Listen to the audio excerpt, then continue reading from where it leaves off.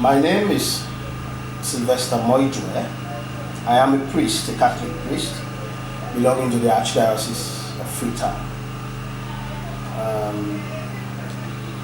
I joined the Justice and Peace Commission in the year 2009 from its very inception.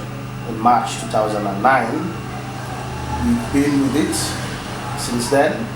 We started from grassroots, from the very scratch, with meetings and workshops. We developed a five-year strategic plan. We've been working with that plan ever since. My position is JPC's Deputy Director. Initially, ever since when JPC started, it was amalgamated with the Archdiocese and Development Office. By then it was called ADDO, and by then we had one single diocese, the Archdiocese of Freetown and Moijueh, and Father Peter Conte was the development coordinator by then, and he was very much instrumental in bringing about the Justice and Peace Commission. He put together a team that wrote a proposal to Moijueh in Germany, and they funded us for the first 3 years, from 2009 to 2012. And with that funding, we were able to set up the different structures, or the various structures with which we work now. Under Moijueh, with Moijueh funding, we were able to establish, first of all, as I said, the office, and then we established Justice and Peace committees in parishes. We started in Waterloo, then came down to St. Edward's, then Sacred Heart, St. George's, King Tom, Star of the Sea, and then St. Luke's River Force. So in all, we are in 8 parishes, actually. When Moijueh funding was there, we were in 8 parishes. And things were going good. People liked the different committees. People were very much enthusiastic about the committees.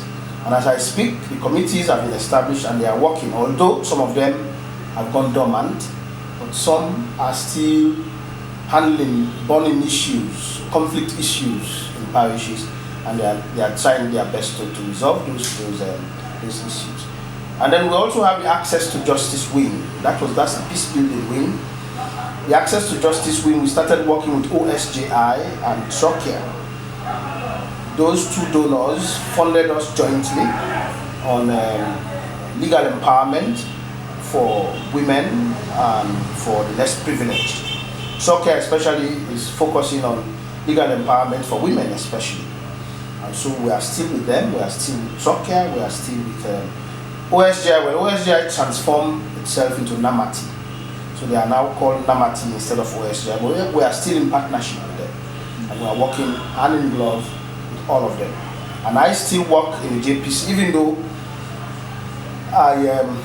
my primary assignment is in the seminary.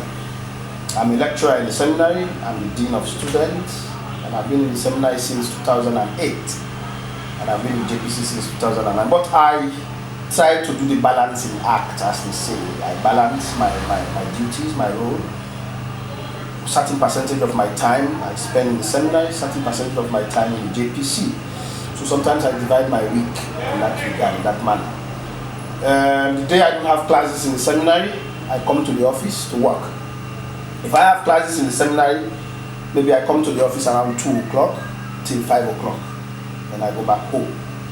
So by and large, that's what I do in the JPC, and I think I like it, and I'm quite comfortable doing it. The challenges for the commission itself, one of the key challenges, the very first challenge is funding and sustainability. We have sustainability issues and we have funding issues. As I speak now, Moijueh stopped funding us from 2012. So this has affected our peace building programs a little. But that is not to say we are not going on. UNIPSIL has been funding us, UNDP.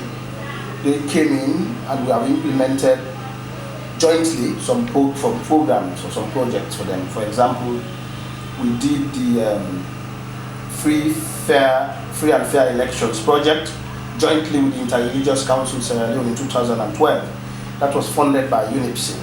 We were the main implement. In fact, we were the only implementing partners, JPC.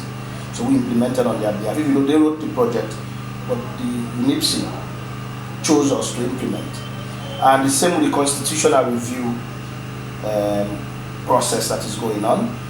We are also choosing. We are also giving the IP role, the implementing partner role to play. And we've done that. We've been doing that since August last year. We started with this constitutional review, first of all with the Interreligious Council Sierra Leone, and then with the paramount chiefs, because these are key stakeholders. They have wider constituencies. So we wanted to solicit their own view on the current constitutional review process. We did that with the Interreligious Council Sierra Leone, here in Freetown, and then up country in Bo and in Kenema. We did the same with the paramount chiefs, all 149 of them. First, we started with the executive in Bo, and then later in Kenema, in January, with all the 149 paramount chiefs. Well, all did not attend. We were able to get 130 of them. The rest sent representatives, and the whole thing was excellent. The Minister of Local Government was there. The Chairman of Constitutional Review Committee, Justice Kawan, was there. Many other key stakeholders. Mr. Nega, who is the number 2 man in UNIPSI, was there and he spoke, and it was fine. It was fantastic and fruitful. We just hope the paramount chief will continue to do their own part, because they were now to go to their chiefdoms and hold chiefdom meetings with their tribal heads, with their tribal authorities, chiefdom authorities, etc., and disseminate what the land information we gave them in the wider forum, in the wider plenary. In Kenema.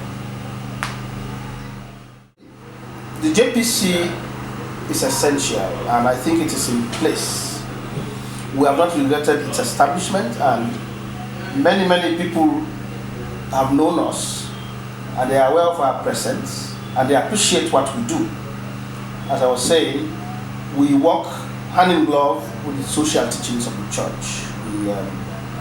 We want people to know, especially our Catholics, to know that the church can also intervene in social matters. It's not as if, as priests or as a church, it's not our place to intervene in justice issues or in peace issues. It is, because it's part of our mandate. Even Jesus Christ himself said that.